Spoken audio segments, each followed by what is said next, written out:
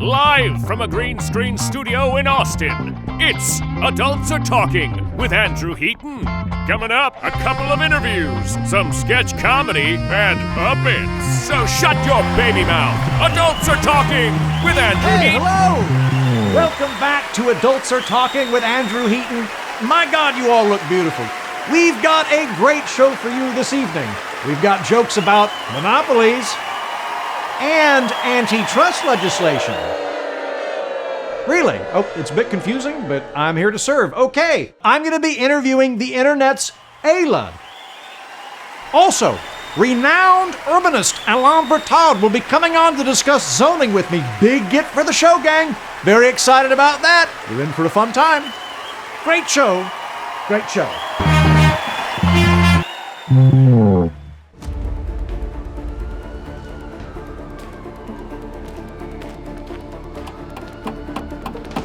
How's that spotlight coming, Mike?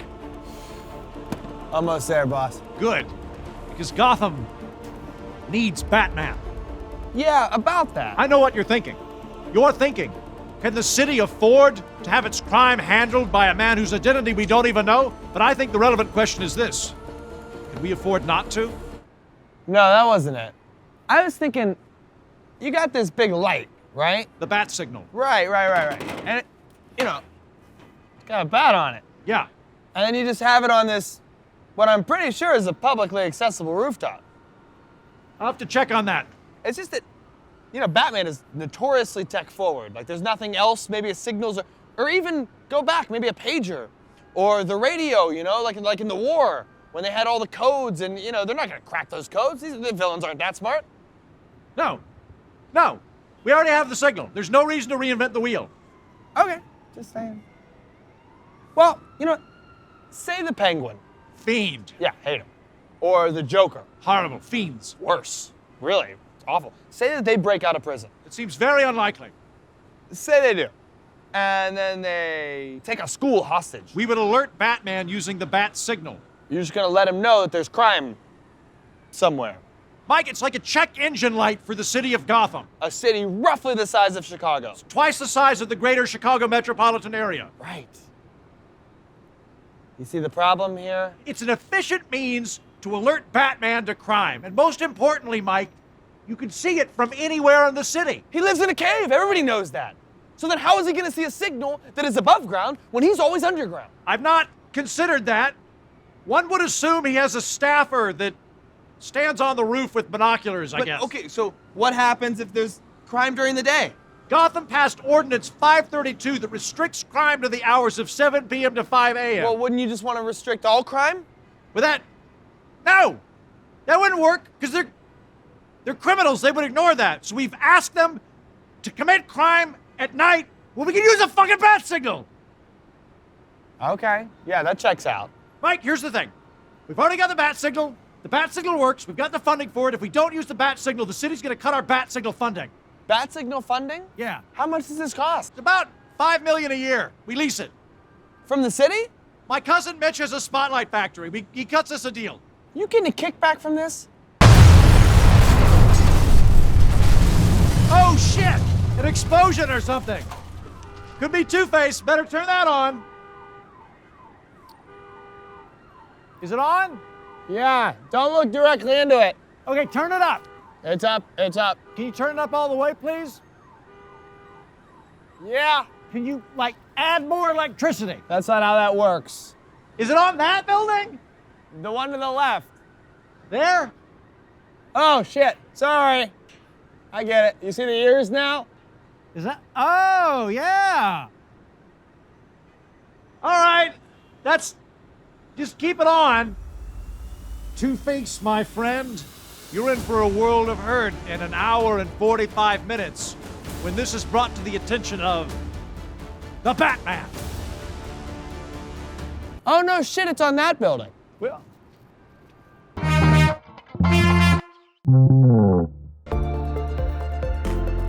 This is an Adults Are Talking special report. Tonight, zoning. we have a lot of fun on the show, but we can be substantive too. And I want to talk about something serious today that I care deeply about: zoning. Specifically, overzoning. Here to discuss is my guest, the legendary French urbanist, Alain Bertal. Alain? Thank you so much for having me. And while I am technically a puppet, I am also a PhD from Stanford in Funkonomics. And I believe we can have a productive conversation. Matt, this isn't Alain Bertal. This is a puppet. Yeah, we didn't know how to ask the French guy you brought up to come on the show because we don't speak French. He speaks English. He lives in Manhattan. He teaches at NYU. Oh, my bad. But this puppet actually knows his shit, though. I do, in fact, know my shit. Euclidean zoning ordinances are why you can't have a coffee shop within walking distance of your suburban home. And because we zoned America's cities for cars rather than people, they feel more alienated and homogeneous than cities built on emergent order, like Europe. Well, how would you know? You don't even have legs. I lost my legs in the war, sir! I said that because he's a puppet. Cut. You don't call cut? Can you call cut? Cut. Cut!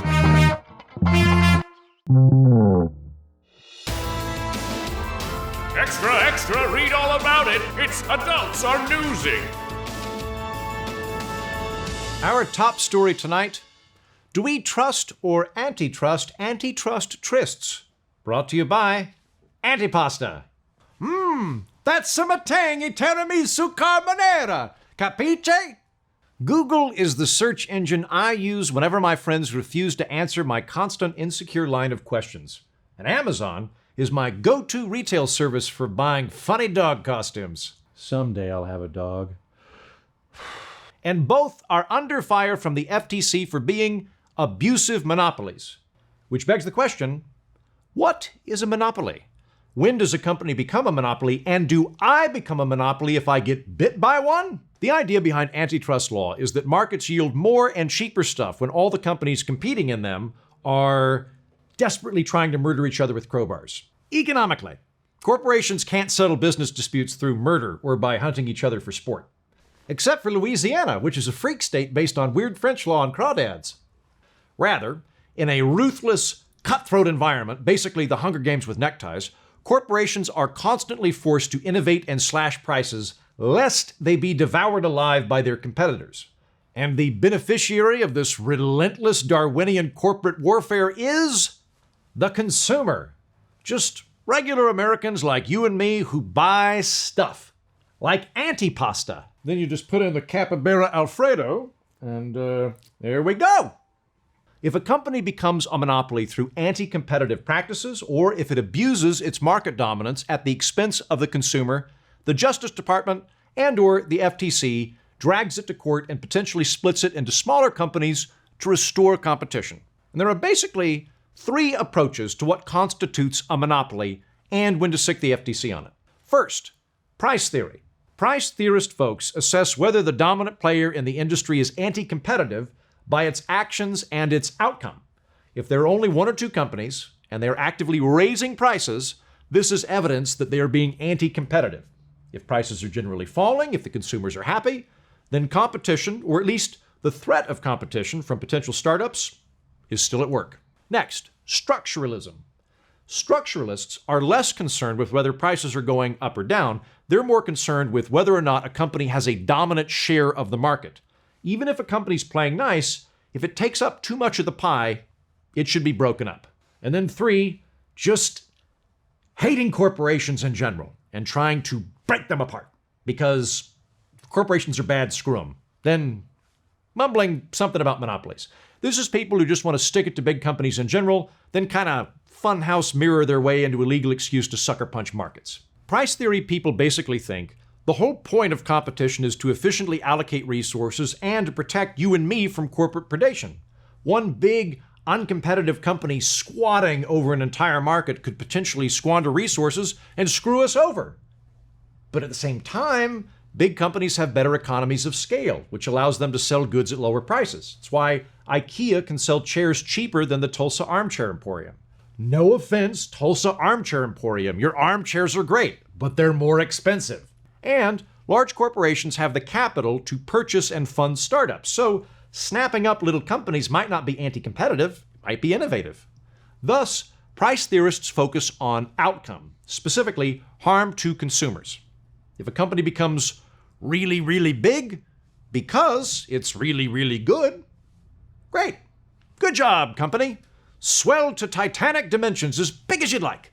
If IKEA becomes a furniture behemoth because people love its low-cost, high-quality pinewood bed frames and meatballs, good for IKEA.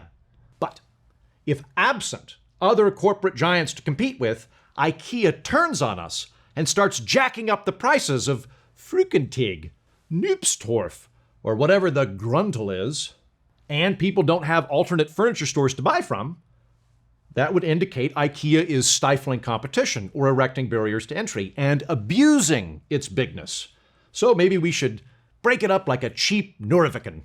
Price theory people look at Google's dominance in search engines and think, well, there's nothing to stop users from jumping to Bing, Yahoo, Ask Jeeves, Ask Steve, or Ask Chaz.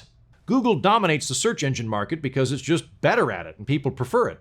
If Google starts abusing its market dominance and becomes a dickhead, users will convert to Bing and Google will collapse in on itself like a faulty Odmanjuk.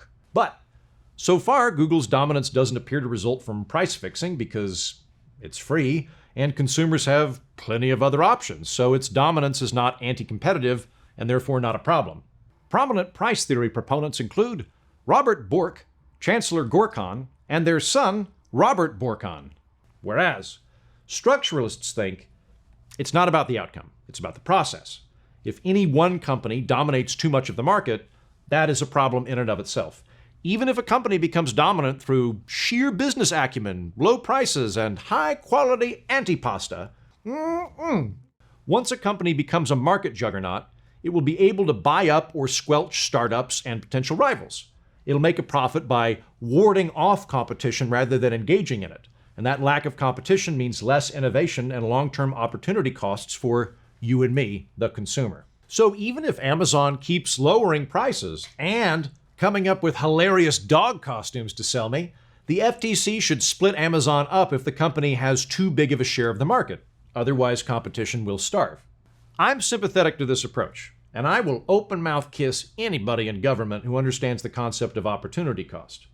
But the structuralist position does have some flaws. U.S. law doesn't actually state what percentage of market share constitutes a monopoly.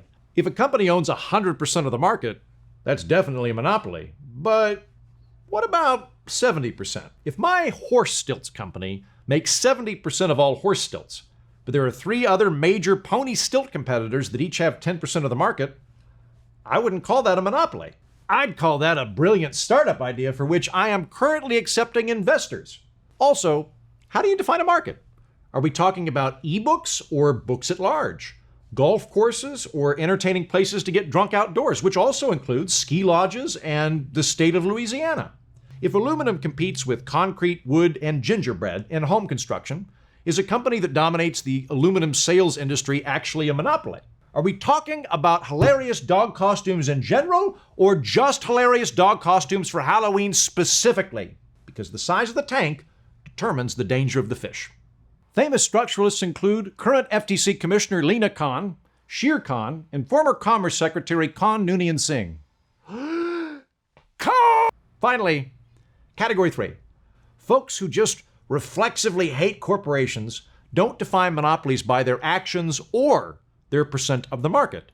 They define monopolies in terms of bigness and feelings.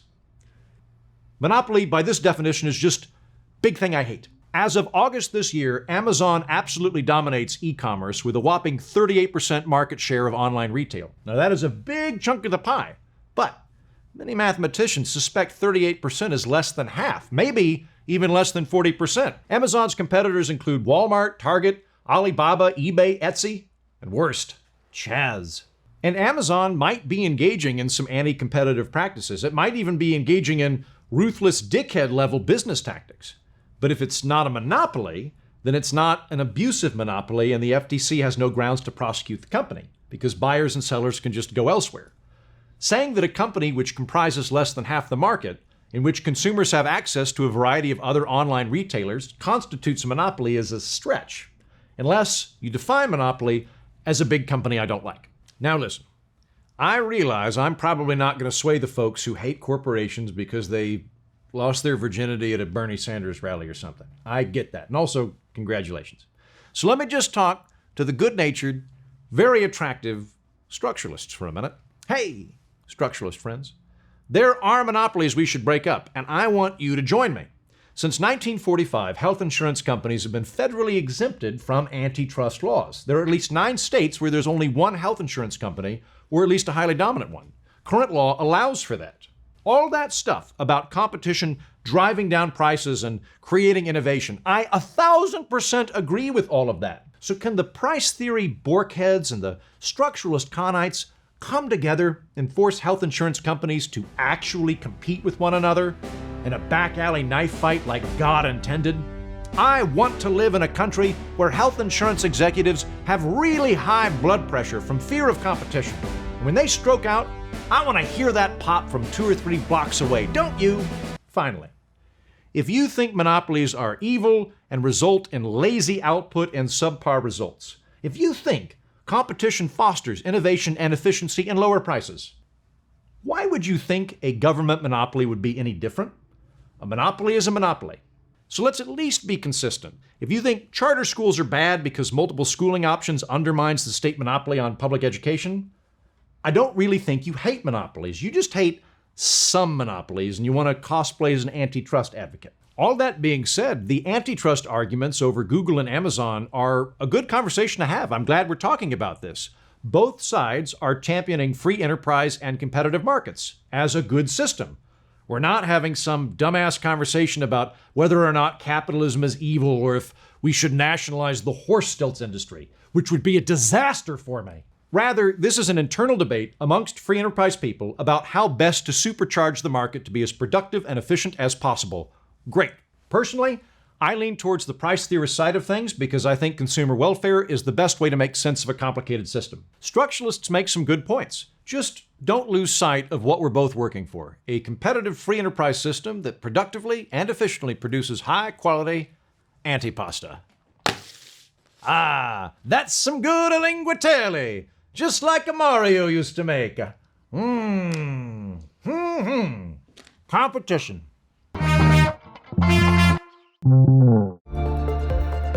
This is an Adults Are Talking special report. Tonight, zoning. Hey, I'm sorry about earlier, but my producers assure me that Professor Bigglesworth has vacated the building, which allows us to continue our important conversation on the topic of overzoning in what I think will now be a more productive manner. So we are joined by Dr. Tutti Frutti Franklin. God damn it! Hello, Mr. Heaton. Flurgle Bargle. I'm here to talk about how overzoning leads to homelessness. Okay. About half of the homeless population is composed of otherwise functional adults who are simply priced out of their homes. If zoning suppresses the supply of housing, it increases demand, which makes home prices unaffordable. That makes me wanna flurgle my bargle. Hey, Matt, you booked another one of these goddamn puppets and it's got a catchphrase. What am I supposed to do with this? God damn it. I used to work for Parliament. I own 50 neckties. I have been fishing with Jeb Bush, and I deserve some respect.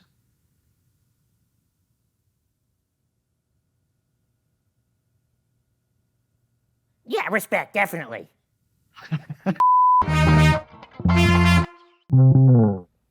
My guest today is Aella. She is a sex worker, a researcher, and an internet personality, and about to launch a scientific journal. We're gonna go ahead and cut. My guest today is Aella. She is a sex worker, a researcher, and an internet personality, and about to launch a scientific journal, I think. That is correct, yeah. Thank you for coming over to my house, which is definitely my house, and which I own outright. I am very successful. Wow, I'm very impressed. Good job. Good. Okay, here's what I want to talk to you about. I do a lot of political media, and I feel like politics has gotten worse and worse. And by that, I don't mean governance. I mean like just talking about politics has become worse and worse. Because you're one of the more famous and active people I know on the internet. I feel like you are waist deep in this all the time. So I'm hoping we can talk about why it's become bad in my house that I own. I'm having this sensation. This is slightly besides the point, because we had to like re-roll this beginning because there was an issue. And do you have ChatGPT where you click regenerate response and it gives you like the same kind of thing but like slightly different? I just felt like I just like re-rolled ChatGPT. Wait, so in this instance, am I the ChatGPT or you the ChatGPT? Yeah, no, you're well, I mean, I was about to become the ChatGPT because we're performing the same. We're just trying to like redo what we did, but like not the exact same things that we said because then it would be inorganic. Well, that's why I threw in that house comment to try and spice it up a little bit so that it would feel less stale when I said the exact same thing to you again. All right. Politics Politics are bad. I feel like it's gotten bad. It's bad. And I feel like people freak out much faster. Yes. So like I'll give an example. I'm from Oklahoma, and when I was growing up as a kid, most of my relatives, their political party had nothing to do with their identity. It was just whatever was the dominant party in their county. They were like, makes sense, like I'll get more bang for my buck. But like the idea that they would like pick friends based on who was Republican or Democrat would have been insane to them. That would have been like are you a Chrysler guy or a Buick guy or something in terms of like picking mates or something like that. And I feel like it's gotten really worse. Is this something you deal with regularly given how active you are online? Yeah, absolutely. But I think like the thing that you're saying is pointing closely at the heart of the problem. Like if you have to live a life with somebody where you're sharing like incentives or like location or resources and culture, then you are like bound to them in multiple points. And so it's like hard to really have polarization on a specific one. Yeah. But if you're completely disconnected, if you're on the internet, like I am, where the only sort of like binding together people have with me is like through political opinions sometimes, then it can get pretty bad because you don't have all the other stuff to balance it. I think you're right about that. I like if we go back 40 years, we're more geographic, we're less online, and I am in Longstain, Iowa, and I'm a member of the Elks Lodge, and I am a member of the local Baptist church, and the other deacon's a Democrat, but I'm a Republican.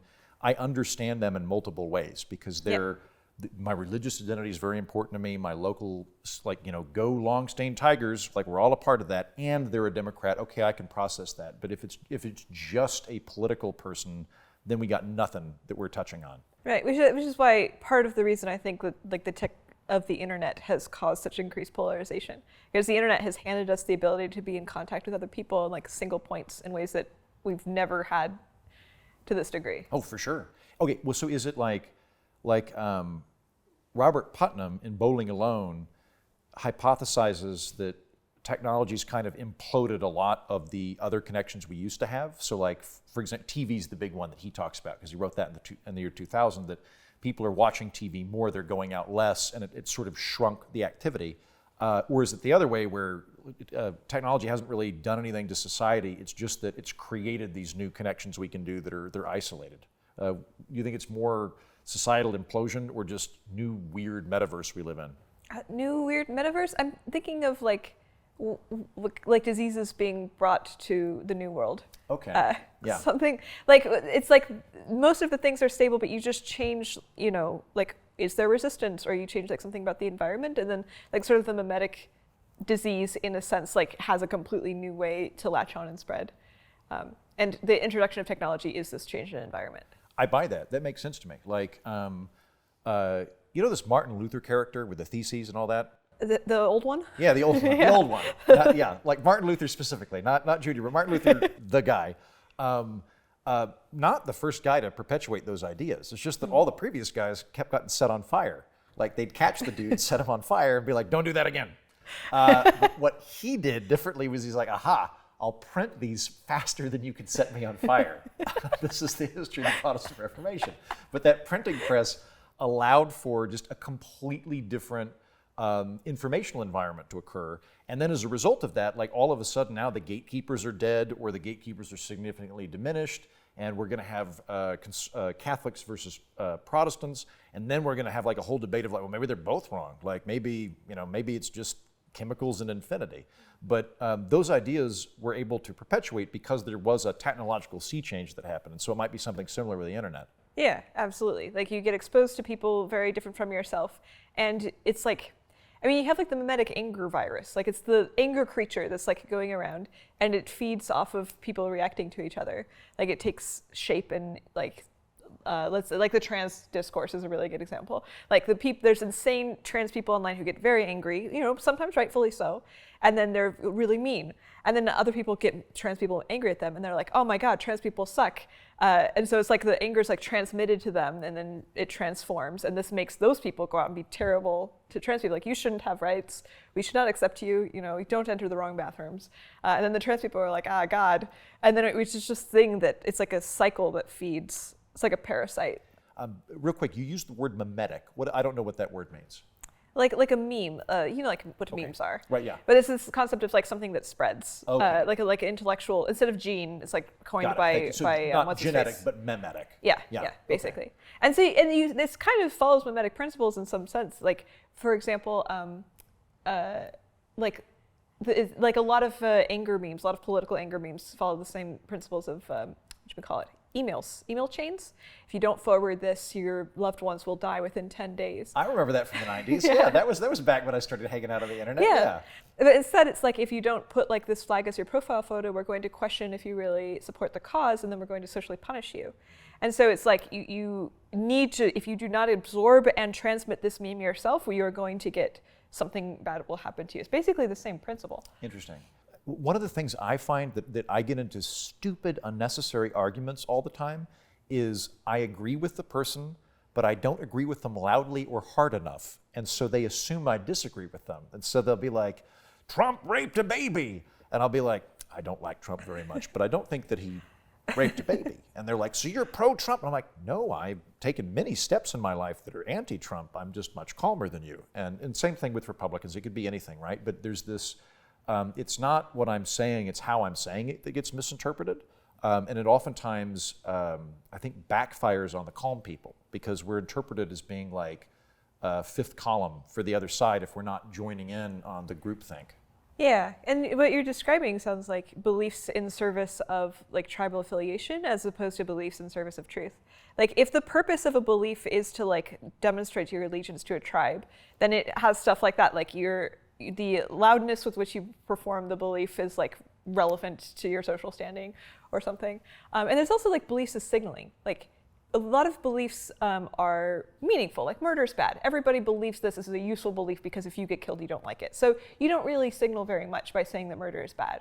But if you signal something that like really alienates you from other people, or something that's controversial, something that's like really unique and specific to your thing, like Trump murdered a baby, maybe. And this is like a more concrete signal that you are dedicated to the thing that you're believing. In the same way, like conspicuous consumption, I think, is this thing. Like, if you buy a nice suit, this is not quite as meaningful because everybody needs to wear suits sometimes, versus than if you bought like a yacht, which you don't need, and you only really can do this if you have a lot of money. Okay. And so in the same way that you like buy a yacht to demonstrate wealth, you can like have a really absurd, an intense social belief in order to demonstrate your allegiance to that cause. That makes total sense to me. And the crazier the belief, the more loyal you are to your team. Human evolution has not designed us to understand undistilled pure reality. It's designed us to fit in with a group, survive, mate, and all those things. And any belief that I hold that threatens those goals is not a belief that my subconscious wants to entertain. So if I believe the earth is flat or whatever the crazy thing is, but I get points with my group, it's beneficial to me socially, and so I'm apt to do that. Yeah, I'm increasingly of the opinion that I don't think that religion ever went away in the United States. Like, we keep hearing that America's become much more secular, and I don't think that's the case. I think that all of that religious energy has just come over into politics, and that what used to be a sacred belief for an organized religion is now a sacred belief within an unorganized political entity. But I think everybody has this, mind you. So like if I hear somebody like, you know, we should get rid of markets, yay communism or something, I'll like immediately. Partly because I think markets have been very good at helping everybody, but I'm sure there's some kind of tribal totem there. And I think a lot of the political beliefs people have end up becoming totemic. So like, guns are a totem. Like, they're in addition to everything that guns are also a religious emblem that have some holiness to them. And if you're questioning them, you're questioning the holy emblem of a tribe. If you're Black Lives Matter or like BLM or something like that, right? Like I think it's not just the thing, it's also all of the spiritual significance that accompanies it. And anytime you get into a spiritual conversation, it's much more difficult to us arrive at a midpoint. Mm-hmm.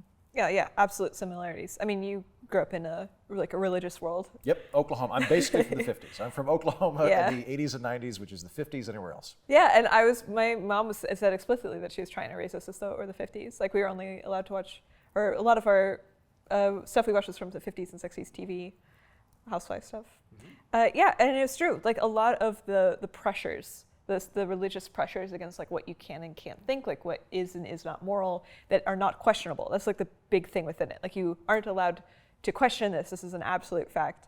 And that I see a lot in like both the political extremes here today, which is really unfortunate. Okay, what are the bear traps? Can we document these? What are the things that we can't question that we get in trouble for? Like trans is a loaded one, right? You have to be very careful about that. I don't know what the status will be at the time that this airs, but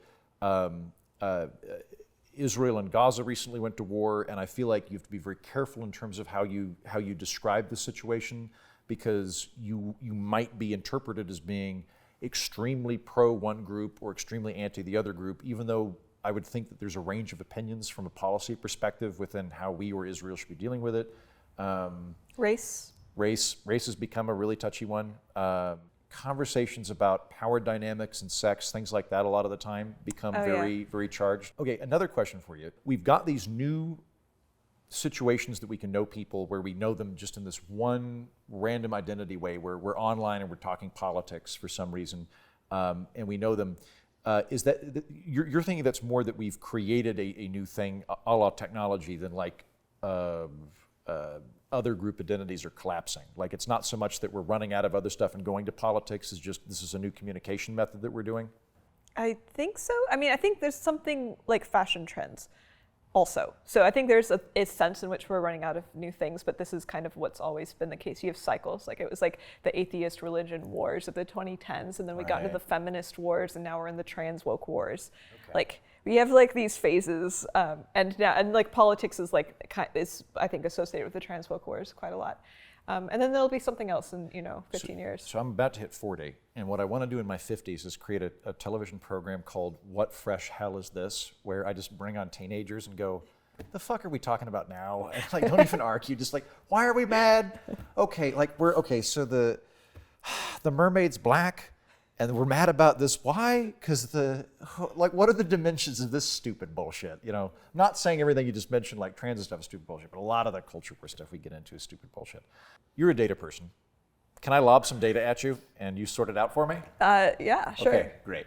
Okay, so there's this guy, Morris Fiorina, and he has done a bunch of studies that we're not actually more ideologically polarized than we've ever been. In the sense of like you go back to 1970 and you ask people like, how do you feel about guns? How do you feel about free speech? Like at what point should abortion be illegal? It's actually pretty much the same as it was in the 1970s, that the main difference is that we are better sorted. So if you go back to the 1970s, there are a bunch of liberal Republicans or moderate Republicans, there's conservative Democrats, and so the party was fairly unimportant. But now they have cohered, and so if you're a Democrat, you are progressive. If you're a Republican, you're conservative. Does that ring true to you? I think so. It sounds like what you're saying is that the beliefs have become more tribal as opposed to, I want another term. I'm sure people have come up with a wonderful term. But like if you're fixing a car, and then you and I have countering beliefs about how to fix the car, this is not very tribal. Right. You might have a wide variety it's just of people. like procedural or something, or Yeah, it's like, I think it's like the drive shafts, and you're like, I think it's the blinky lights, and I'll be like... Both car terms, yeah. Yeah. But I think it gets more sorted once I'm like, no, it's the drive shaft because the Lord has told me so, and those who believe in drive shafts are morally superior. Yeah. And I say the science has proved that it's the blinky light. The blinky light is scientifically based. And I guess it's if you have these sorts of like ego-associated beliefs where like the belief is not just about, how do we fix the car, but rather like, how do I fix the car? Yeah. If we're doing that, then you have way more incentive to become like more separated, because you only want to associate people who are like morally aligned with yourself. Right. I grew up in a very like debatey culture. Like my dad's a professional debater, and he would go around debating atheists or whatever. And so I grew up learning like, oh, like when you fight with other people against the beliefs, like you have to fight them and you have to win. And I was very ego associated with my beliefs. I'm like, we're not doing beliefs to try and fix a car. We're doing beliefs to like figure out almost like who is right, and the right person is better than the loser. In reality, it should be good to lose. If you are proven wrong, this is an exciting, wonderful thing where you get to update your belief system. But I didn't really think of it this way. And I remember going along like this for many years, and then I found the Rationalists, which are a wonderful group. And you found what? The Rationalists. Oh, right, yeah. And then it was like I went to a couple meetups, and then at one point somebody was like, I asked somebody like, well, are you a feminist? And to me, this was like the kind of term, like I'm going to find out if they're going to like be on my side or if they're going to be on the opposing side, depending on how they answer. Like I want to find out like which team they're defending, almost like which sports team they're on. And then they responded like, well, what do you mean by feminism? Like give me like a concrete belief. And I know this is really simple, but it was like a Helen Keller like hand in the water moment for me. I was like, wait a second, you just like did a move I didn't know was possible. And in hindsight, it seems so basic, but they responded to me being like, so which drive shaft is holier? To being like, well, which one like makes the car go faster? And I was like, oh my God, these beliefs can have a different purpose.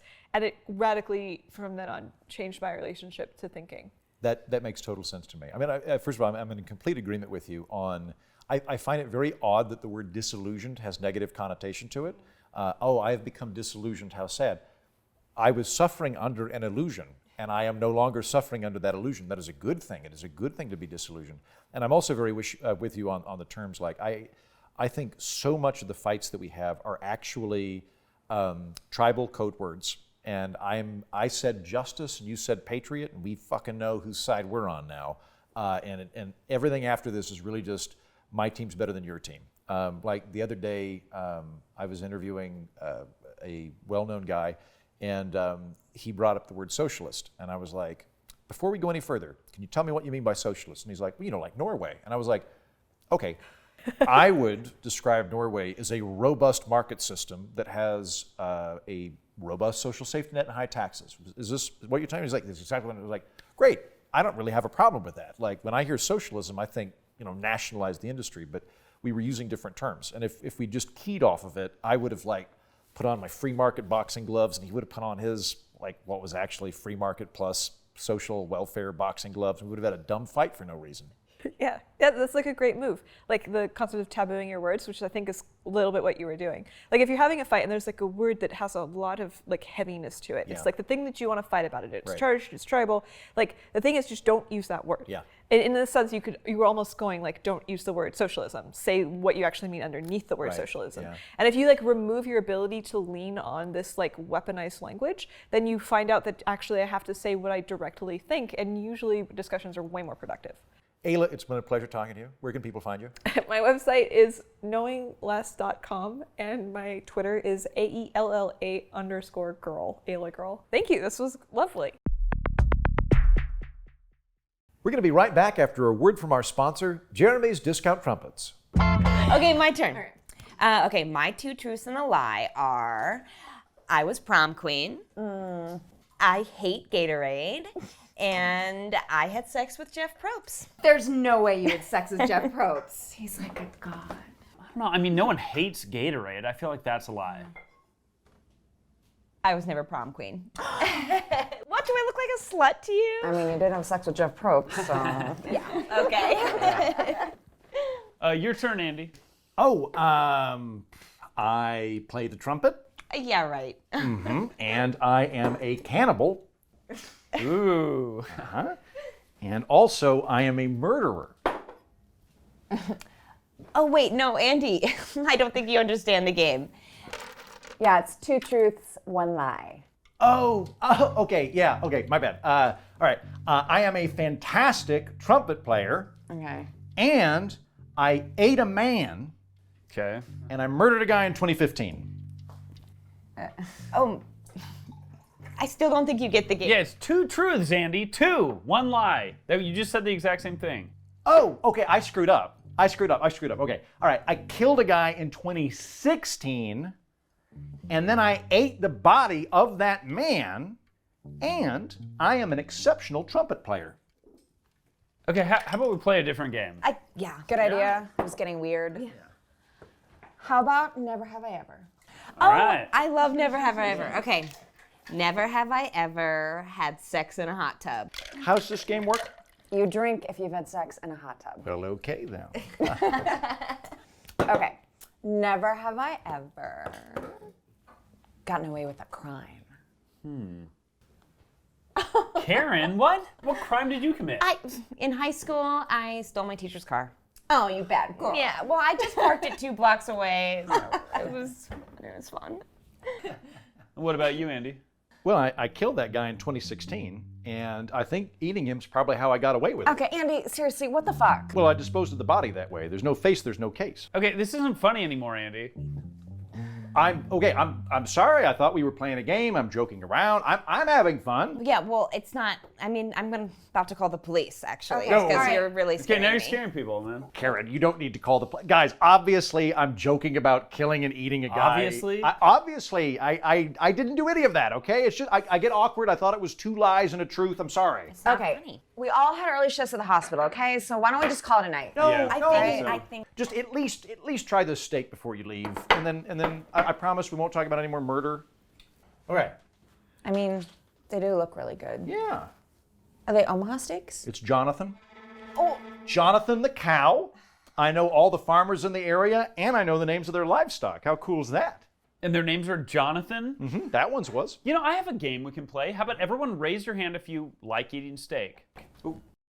Okay, that's everyone. Now keep your hands raised if you've ever killed a guy and fed him to your friends. There it is, right there. Got you, Andy. No. Yeah, we're gonna call the police on you right now. No, you know what? I got confused. I thought it was 2 lies and a truth. That was earlier. This is a different game. Hold on, look, wait, Brian, look. A trumpet. All right, so I couldn't have killed a guy because this was the truth and the other parts were the lies. What? So everything's fine. Here we go. Trumpet. Okay. Yep. Go ahead and play that for us. That trumpet? Yeah, Andy, that trumpet right there. Why don't you go ahead and play that trumpet for us? Right now? Andy, You need to prove to us that you did not kill and eat people. Play the trumpet beautifully. Okay, I'm going to play this trumpet, which I can because the trumpet part was the true part and the murder part was the lies part. That was the first game. You've messed up multiple games at this point. So I'm going to play this, and when I do, we're all going to just enjoy Jonathan, who is a cow and not a drifter that I killed and served to you. Okay? Here we go.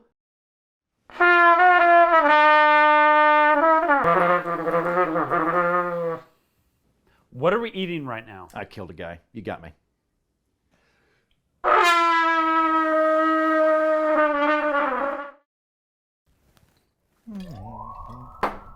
Shit!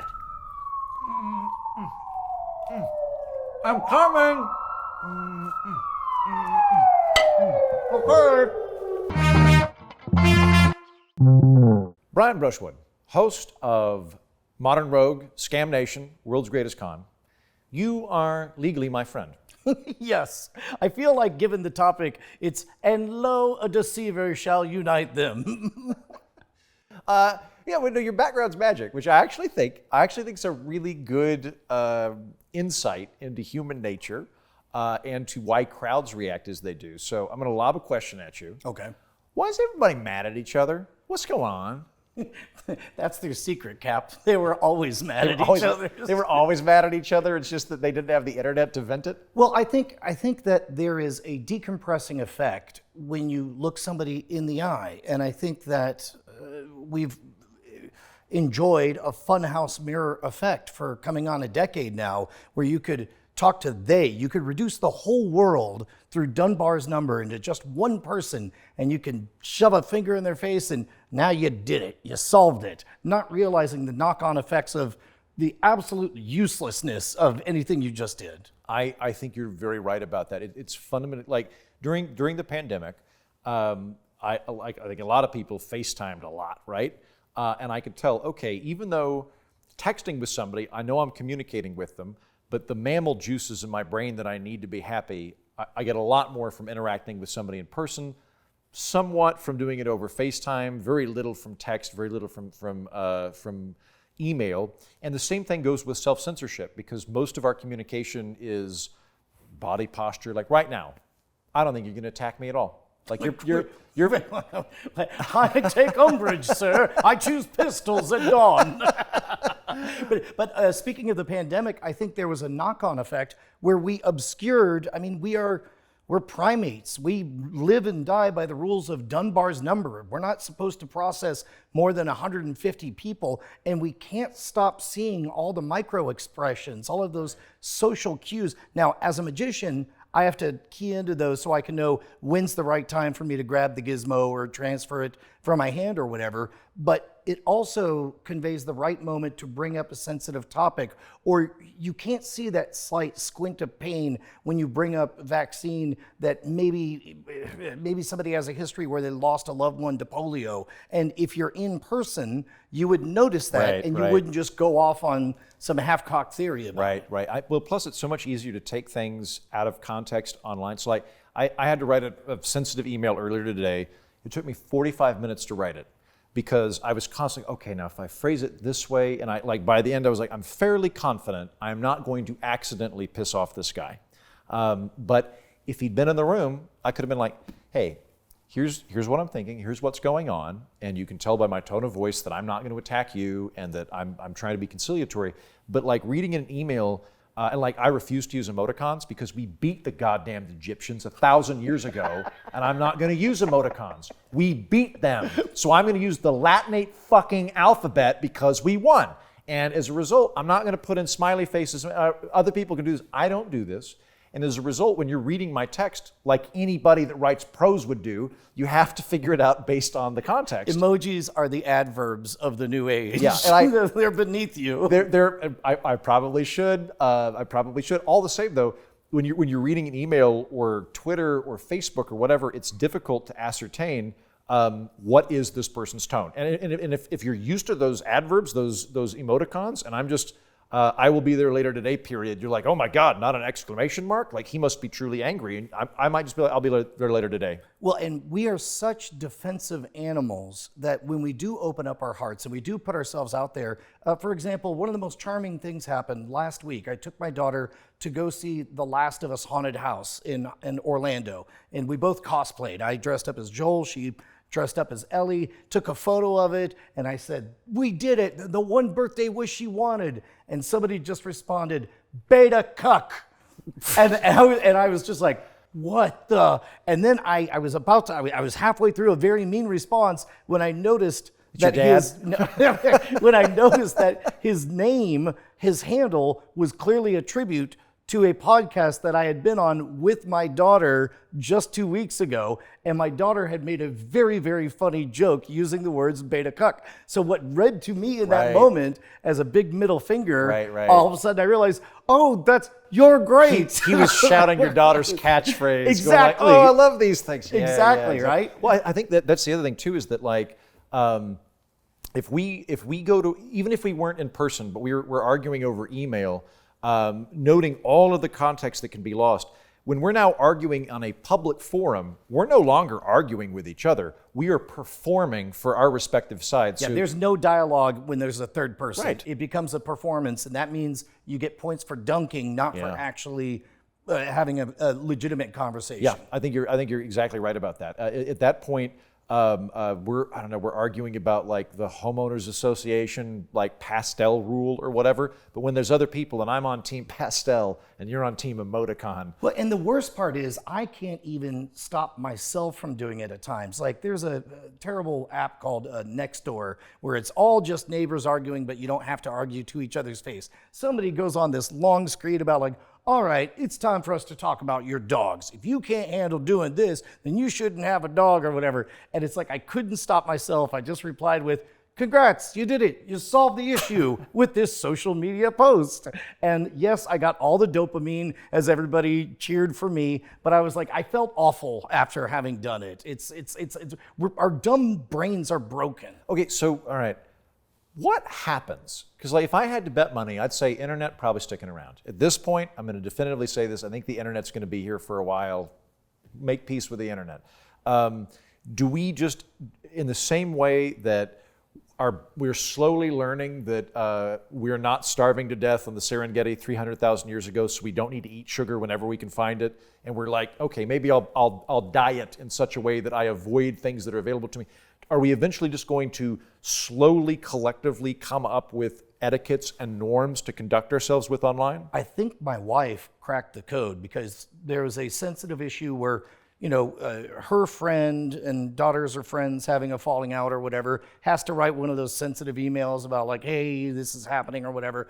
She writes the email from the heart authentically, but then she goes to ChatGPT and says, please check this email to see if it is kind, authentic, and treats the other party with respect. Whoa. And then it punches it up and notices. I think that we're gonna start seeing, just like we see red underlines for misspelled words or blue underlines for bad grammar, we're gonna see green underlines for, it's like, are you absolutely sure that's how you wanna say that? Your wife through you just blew my mind. Right? So it would be like, email that I wrote earlier today, it would be like, I think your problem with this particular thing, and it would like underline that and be like, don't say your problem, that sounds accusatory. Say, I think the problem, or whatever the thing is, right? Like little things you're not really thinking about where it would go in and give you... Or you use I statements. I mean, this is, we have the privileged position of being elder statesmen who have been through therapy and who understand the value of good communication. But meanwhile, our poor children are being feral wolves out there having to learn this the hard way. Brian, where can people find you? Check out World's Greatest Con. It's a fantastic podcast. It's something I'm very, very proud of. You start right at the beginning. It's about conning Hitler. Mm-hmm, mm-hmm. Well, the show's been consistently anti-Hitler. Check out World's Greatest Con.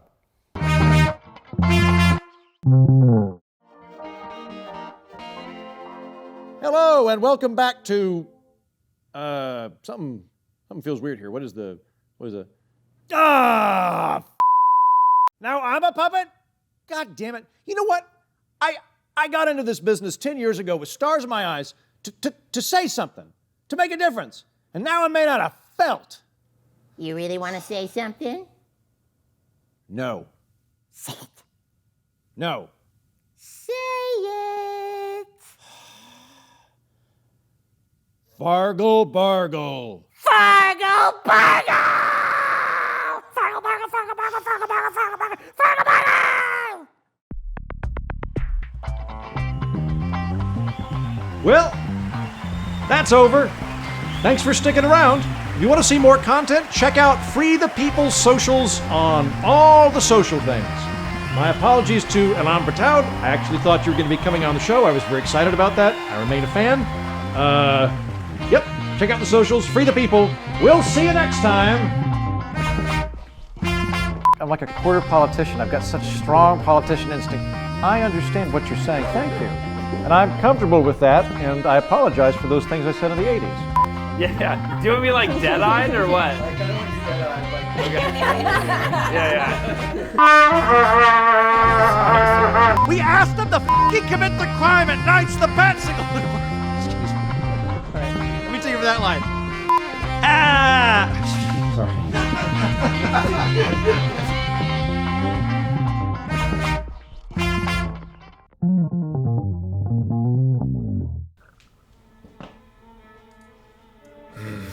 No crime today.